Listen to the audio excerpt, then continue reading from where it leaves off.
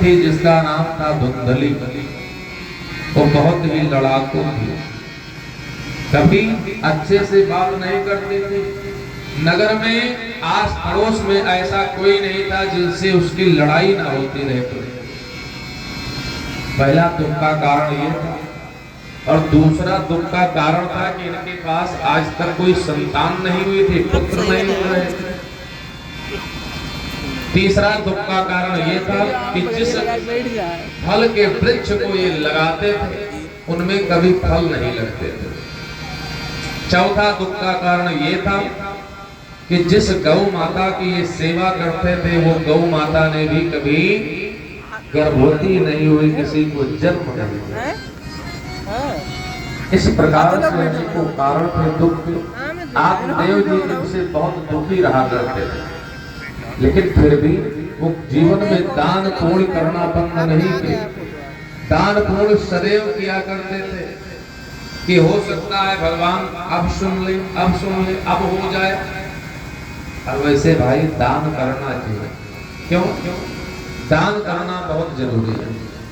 अग्निना शुद्धते गंगा जलम विशुद्धते आत्मनो दान का शुद्धि कर्मणा पुण्य लाभदा। जिस प्रकार से अग्निना शुद्धते, अग्नि में सोना डाल देने से वो चमक जाता है, जिस प्रकार से एक बाल्टी जल में एक बूंद गंगा जल डाल देने से वो पवित्र हो जाता है, उसी प्रकार से आत्मा हो दान का शुद्धि। अपने हाथों से कमाए गए धन को दान करने से पूरा धन आपका पवित्र हो जाता है, शुद्ध हो जाता है। इसलिए दान तो जरूर करना चाहिए। नहीं कितना दान करना चाहिए इसकी कोई सीमा नहीं, अपने इच्छा अनुसार जैसी आपकी कमाई है उस हिसाब से आप दान कर सकते हैं। 1 रुपये भी दान कहा गया, 1 लाख भी दान कहा गया। जब आप श्रद्धा भाव से दान करें वही दान। तो आत्मदेव जी बहुत दान पूर्ण करते, भगवान की बहुत पूजा करते कि हो सकता है अब मेरे नारायण मेरे ऊपर कृपा कर दे। लेकिन ऐसा करते करते काफी समय व्यतीत हो गया, फिर भी पुत्र की प्राप्ति नहीं। एक दिन आत्मदेव जी ने अपने मन में विचार किया कि अब ऐसे निसंतानी हो करके जीवन यापन करना अच्छा नहीं है। लाओ मैं अपने आप को समाप्त कर मर जाऊं सरोवर के तट पर बैठ करके। और मन में यही विचार कर रहे हैं कि लाओ इसी सरोवर में कूद करके और अपने आप को समाप्त कर ले। अपने आप को समाप्त करने जा रहा है। अगर बचा पाओ तो बचा लो, वरना बचे ना वो भंवर में डूब रही। पतवार संभालो हे राघव,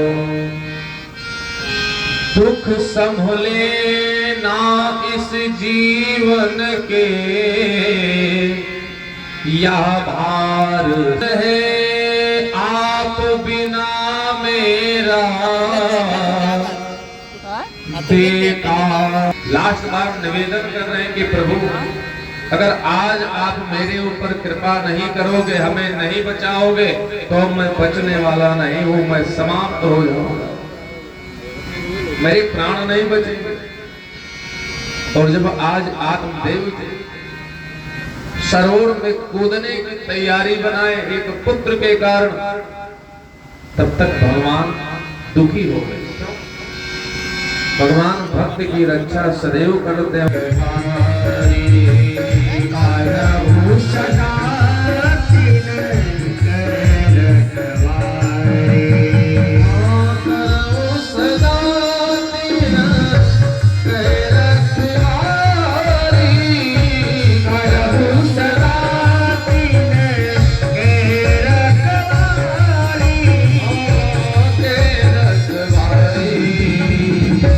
जिम्मेदार करा नहीं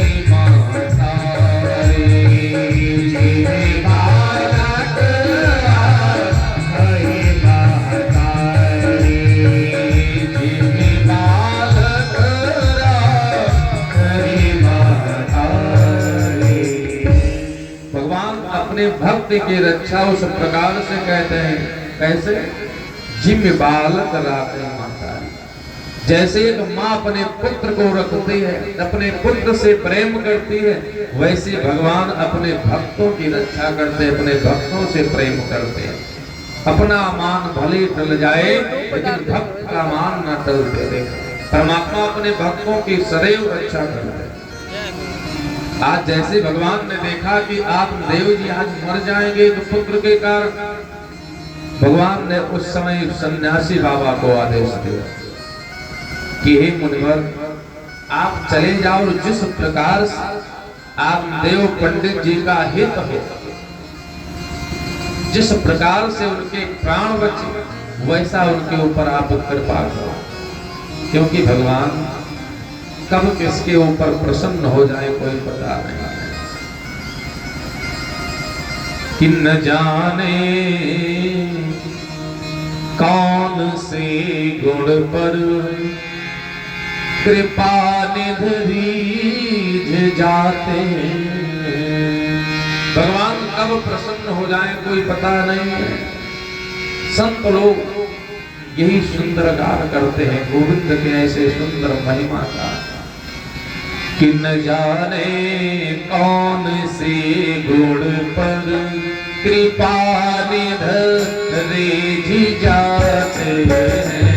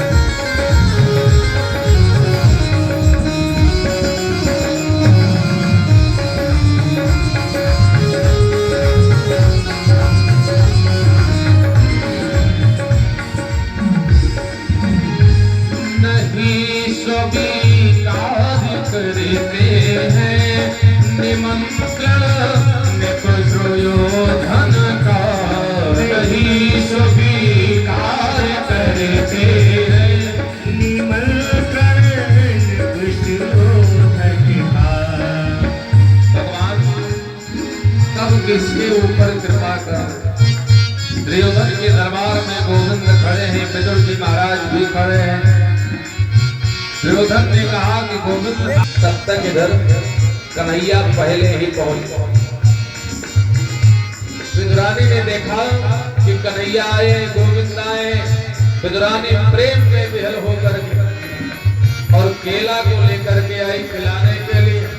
आज इतना प्रेम में पागल है कि केला जो खाने वाला होता है उसको छील छील कर फेंक देती है और छिलके को खिला रही है गोविंद को, और गोविंद बड़े ही प्रेम के साथ खाते जा रहे हैं। नहीं स्वीकार करते हैं निमंत्रण दुर्योधन का, नहीं स्वीकार करते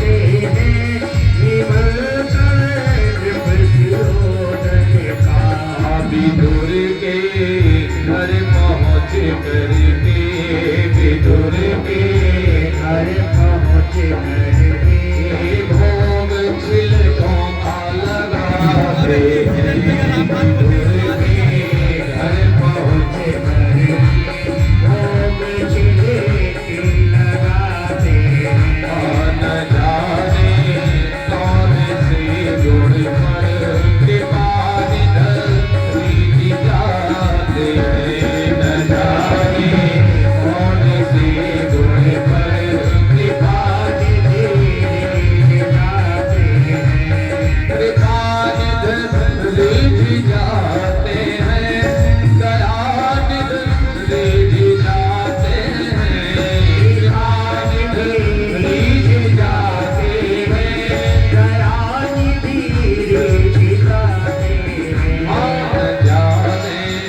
कौन से गुण पर कृपा निधि जाते हैं न जाने कौन से गुण पर कृपा निधि जाते हैं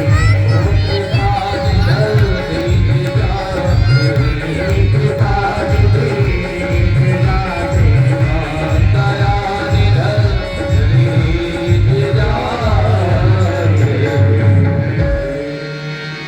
बोले भक्त भगवान की जय हो, भागवत भगवान की जय हो।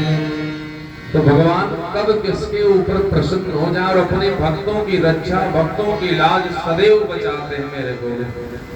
आज प्रभु ने देखा कि मेरा एक ब्राह्मण एक पुत्र के कारण अपने आप को समाप्त करने के लिए जा रहे हैं। भगवान ने सन्यासी बाबा को भेजा। सन्यासी बाबा पहुंच गए। सन्यासी बाबा को जैसे आप देव जी ने देखा, दौड़ करके बाबा का प्रणाम किया, सुंदर आसन लगा दिया बैठने के लिए। सन्यासी बाबा ने कहा कि विप्रदेव, आप किस कारण से आज मरने के लिए तैयार हो? क्यों इतना दुखी हो? क्या कारण है? आप देव जी चरणों को पकड़ो कि चरण लाग कर बिनय विसारा।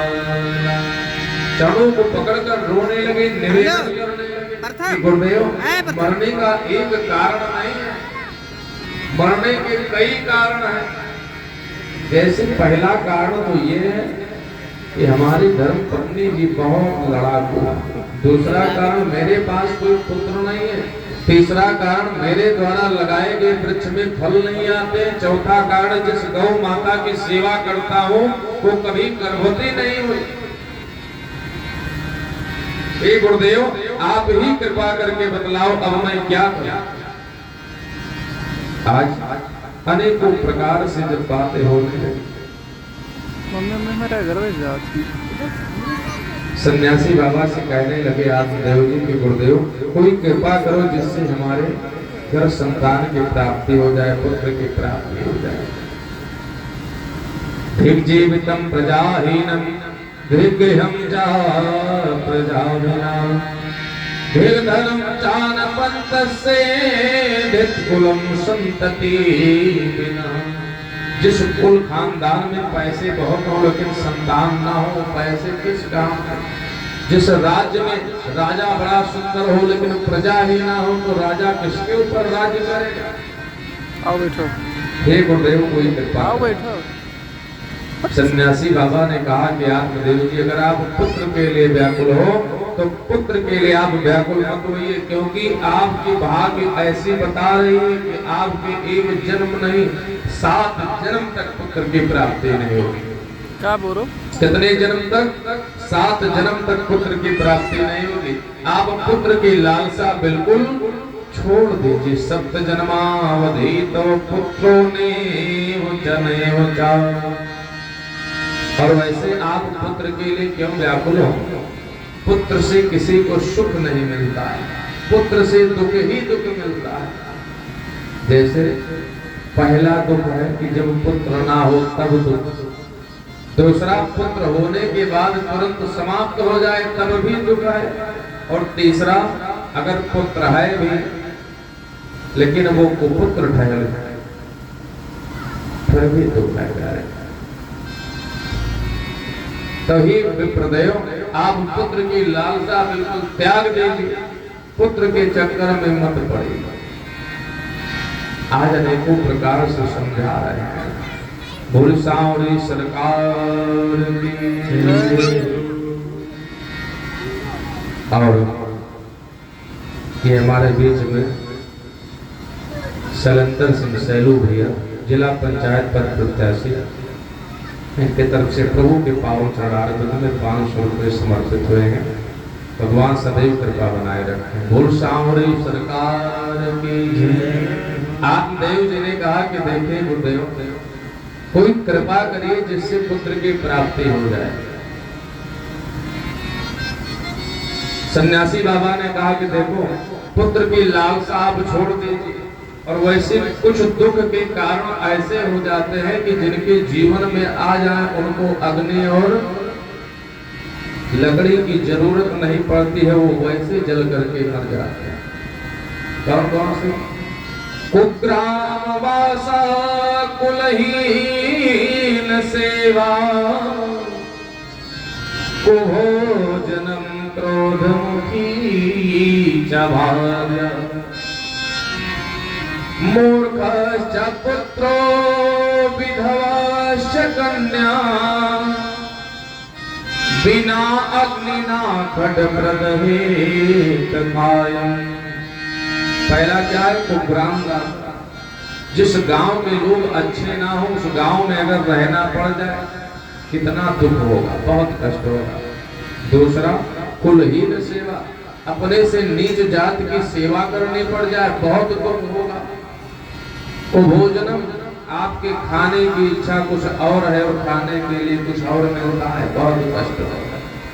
चौथा, क्रोधमुखी चभार्य, जो पत्नी हो वो सदैव आपसे उल्टे सीधे बात करे, लड़ती झगड़ती रहे, वो भी दुख का कारण है। और पांचवा क्या है? मूर्खश्च पुत्र, पांचवा अगर मूर्ख पुत्र हो जाए फिर भी दुख का कारण है।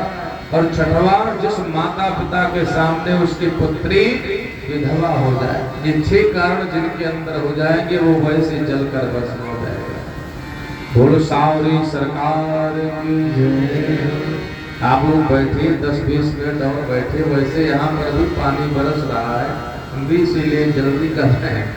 बैठे 10 मिनट आप लोग और। आज इधर सन्यासी बाबा समझाने लगे कि ब्राह्मण देवता आप व्याकुल मत होइए, पुत्र की कामना आप छोड़ दीजिए। आत्मदेव जी ने कहा कि गुरुदेव, अगर पुत्र की कामना हम छोड़ दें, लेकिन ये बतलाओ कि जो महाराज चक्रवर्ती दशरथ जी थे, अयोध्या के राजा, उन्होंने भी तो पुत्र के लिए व्याकुल हुए थे। और अगर आज मैं पुत्र के लिए व्याकुल हूं तो कोई गलत थोड़ी कर रहा। एक बार भूपति मन माही, भाई गलानी मोरे सुतनाई। अगर वो पुत्र के लिए व्याकुल थे तब ठीक था, अगर हम पुत्र के लिए व्याकुल हैं तो कुछ गड़बड़ कर रहे हैं। हे गुरुदेव, अगर आपसे बन सके तो मेरे ऊपर कृपा करिए, वरना मुझे मरने से मत रोकिए, मुझे मर जाने दीजिए। सन्यासी बाबा ने देखा कि आत्मदेव जी मानेंगे नहीं, तो आज सन्यासी बाबा ने अपनी झोली से एक बड़ा सुंदर फल निकाल करके दिया कि इस फल को आप ले जाओ और अपनी पत्नी धुंधली को ग्रहण कराओ, और इस फल के माध्यम से आपके घर में सुंदर पुत्र की प्राप्ति होगी। आज उस सुंदर फल को जब पाए महाराज आत्मदेव जी, तो बड़े प्रसन्न हो करके, हर्षित हो करके, और उस फल को लेकर के अपने घर की तरफ चल देते। धीरे धीरे फल को ले जा करके अपनी धर्म पत्नी धुंधली को दिया और धुंधली से बोले कि हे देवी, इस सन्यासी बाबा का दिया हुआ फल है, इस फल को अगर तुम ग्रहण करोगी तो तुम्हें मां बनने का सुंदर अवसर मिलेगा और मुझे पिता बनने का सुंदर अवसर मिलेगा। फल देकर पत्नी से बोले, इस फल को अभी तुम खा जाओ, हे देवी इस फल को आप तुरंत खा जाओ। सुंदर शुभ समय आ गया देवी संतान प्राप्ति का सुख पाओ। धुंधली ने कहा स्वामी मैं बिल्कुल खा लूंगी इस फल को, आप व्याकुल न होइए। आप देव जी फल को देकर बाहर आए। धुंधली मन में विचार करने लगे कि फल खा ले, अगर कहीं सच में गर्भवती हो गई तो पेट निकल आएगा।